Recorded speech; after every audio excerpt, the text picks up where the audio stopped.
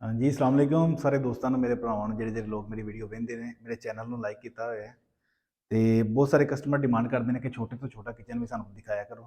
एक छोटा जिहा किचन असीं लगाया है किंगरे रोड ते। किंगरे रोड ते वे शेख कॉलोनी। इन्हां सजाद भाई ने मलेशिया तो उन्होंने सानूं आर्डर दिता सी ते उन्हां दे घर इत्थे कंप्लीट कीता। असीं हुण किचन 2 किचन लगाए ने, एक नीचे लगाया है, एक ऊपर लगाया है। ते उन्हां दे बच्चे ने ते इन्हां दे नाल चलो असीं नाल वीडियो बना लगे, नाले इन्हां चीज़ां भी विखाने आ ते वेखण ते नाले इन्हां दे नई नई चीज़ां नूं तकनीक च लिआईए। ठीक है, ਤੇ ਚੀਜ਼ਾਂ ਦਾ ਖਰਚਾ ਵੀ ਤੁਹਾਨੂੰ ਦੱਸ ਦਿੰਦੇ ਹਾਂ ਅਸੀਂ ਕਿ ਮਟੀਰੀਅਲ ਅਸੀਂ ਕਿਹੜਾ ਲਗਾਇਆ ਹੈ। ਐਲੂਮੀਨੀਅਮ ਹੈਂਡਲੈਸ ਅਸੀਂ ਨਾਲ ਇਹਨੂੰ ਟੋਟਲ ਰਿਕਵਰ ਕੀਤਾ ਗਿਆ ਹੈ। ਪਾਰਟੈਕਸ ਦਾ ਬਾਕਸ ਲੱਗਾ ਹੈ, ਬੈਕ ਪੀਵੀਸੀ ਦੀ ਲੱਗੀ ਹੈ। ਠੀਕ ਹੈ, ਪੇਚਾਂ ਦੇ ਨਾਲ ਟੋਟਲ ਇਹਨਾਂ ਫਿਟਿੰਗ ਕੀਤੀ ਅਸੀਂ ਸਾਰੇ। ਉਸ ਤੋਂ ਬਾਅਦ ਪਲੇਟ ਰੈਕ ਇੱਕ ਲਗਾਇਆ ਹੈ।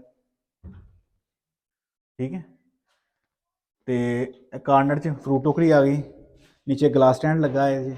ਵਾਈਨ ਗਲਾਸ ਦੇ ਵਿੱਚ 6 ਗਲਾਸ ਜਿਹੜੇ ਨੇ ਇਹਦੇ ਵਿੱਚ ਆ ਜਾਂਦੇ ਨੇ। ਇਹ 6 ਫੁੱਟ ਇਸ ਤਰ੍ਹਾਂ ਹੈ ਤੇ 8 ਫੁੱਟ ਇਸ ਤਰ੍ਹਾਂ ਹੈ।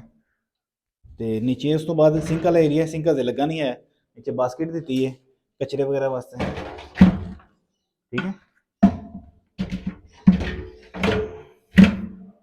ਉਸ ਤੋਂ ਬਾਅਦ ਨੀਚੇ ਸ਼ੈਂਪੂ ਰੈਕ ਲੱਗਾ ਹੈ ਤਾਂ ਕਿ ਸਿੰਕ ਦੇ ਉੱਤੇ ਕੋਈ ਚੀਜ਼ ਨਾ ਆਵੇ, ਜਿਹੜੀ ਚੀਜ਼ ਆਣੀ ਨੀਚੇ ਆਵੇ।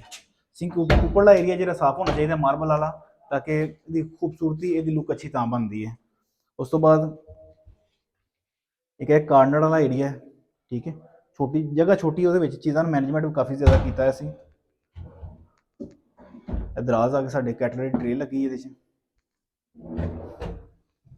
ਸੌਫਟ ਕਲੋਜ਼ਿੰਗ ਰੇਲਿੰਗਾਂ ਲੱਗੀਆਂ ਨੇ। ਠੀਕ ਹੈ, ਇਹ ਸਾਡਾ ਇੱਕ ਸਪਾਈਸ ਰੈਕ ਲੱਗਾ ਹੈ ਤੇ ਤਿਲਾਵਤ ਵਾਲਾ ਹੁੱਡ ਜਿਹੜਾ ਅਸੀਂ ਮਾਸ਼ਾਅੱਲਾ ਹਰ ਕਿਚਨ ਦੇ ਵਿੱਚ ਲਗਾਉਂਦੇ ਹਾਂ ਤੇ ਕਸਟਮਰ ਪਸੰਦ ਵੀ ਬਹੁਤ ਜ਼ਿਆਦਾ ਕਰਦੇ ਨੇ। ਤੇ ਤੁਸੀਂ ਵੀ ਸੁਣੋ।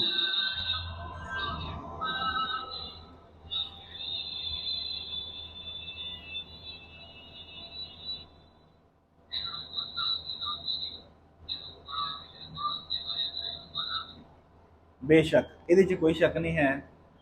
ਠੀਕ ਹੈ, ਅੱਲਾਹ ਪਾਕ ਦੀ ਜ਼ਾਤ ਐਸੀ ਜਿਹੜੀ ਹਰ ਇਨਸਾਨ ਨੂੰ ਰਿਜ਼ਕ ਦਿੰਦੀ। ਸਾਨੂੰ ਵੀ ਸਾਡੇ ਕਿਚਨਾਂ ਦੇ ਜ਼ਰੀਏ ਰਿਜ਼ਕ ਦੇ ਰਹੀ ਹੈ ਤੇ ਅਸੀਂ ਹਰ ਕਿਚਨ ਦੇ ਵਿੱਚ ਅਸੀਂ ਲਗਾ ਕੇ ਤਿਲਾਵਤ ਵਾਲਾ ਤੇ ਅੱਗੇ ਸ਼ੇਅਰ ਕਰਨੇ ਇਹਨਾਂ ਚੀਜ਼ਾਂ ਨੂੰ। ਤੁਸੀਂ ਵੀ ਸ਼ੇਅਰ ਕਰਿਆ ਕਰੋ।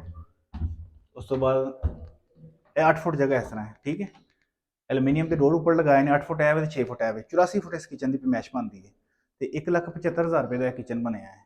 ਉਸ ਤੋਂ ਬਾਅਦ ਇਹਦੇ ਵਿੱਚ ਐਸੈਸਰੀ ਲਗਾ ਕੇ ਇਹ ਕਿਚਨ ਬਣ ਗਿਆ 2,50,000 ਰੁਪਏ ਦਾ। 2.5 ਲੱਖ ਰੁਪਏ ਦਾ ਇਹ ਕਿਚਨ ਦਾ ਸੈਟਅਪ ਇੱਥੇ ਅਸੀਂ ਲਗਾ ਛੜਿਆ ਹੈ। ਠੀਕ ਹੈ, ਛੋਟੀ ਛੋਟੀ ਚੀਜ਼ਾਂ ਦੀ ਕਾਫੀ ਜ਼ਿਆਦਾ ਕੀਮਤ ਹੁੰਦੀ ਹੈ। ਦੇਖਣ 'ਚ ਹੈ ਕੁਛ ਵੀ ਨਹੀਂ। ਇੰਨੇ ਲੋਕੀ ਪਿੰਡਾਂ ਦੇ ਲੋਕ ਅਕਸਰ ਕਹਿੰਦੇ ਨੇ ਇੰਨੇ ਦੀ ਅਸੀਂ ਅੱਧਾ ਹੱਥਾ ਜਗ੍ਹਾ ਲੈ ਲਾਂਗੇ, ਬਾਕੀ ਕਿਚਨ ਦੀ ਖੂਬਸੂਰਤੀ ਜਿਹੜੀ ਨਾ ਘਰ ਦੇ ਵਿੱਚ ਕਿਚਨ ਦੀ ਹੈ। ਤੇ ਕਿਚਨ ਐਸਾ ਹੋਣਾ ਚਾਹੀਦਾ ਕਿ ਹਰ ਬੰਦਾ ਵੇਖ ਕੇ ਖੁਸ਼ ਹੋਵੇ ਕਿ ਯਾਰ ਅੱਛੀ ਚੀਜ਼ ਬਣੀ ਹੈ। ਠੀਕ ਹੈ, ਲਵ ਯੂ ਸਾਰੇ ਦੋਸਤਾਂ ਨੂੰ ਜੇ ਸਾਡੇ ਵੀਡੀਓ ਵੇਖਦੇ ਨੇ, ਸਬਸਕ੍ਰਾਈਬ ਕੀਤਾ ਹੈ। ਠੀਕ ਹੈ, ਬਹੁਤ ਸ਼ੁਕਰੀਆ। ਓਕੇ।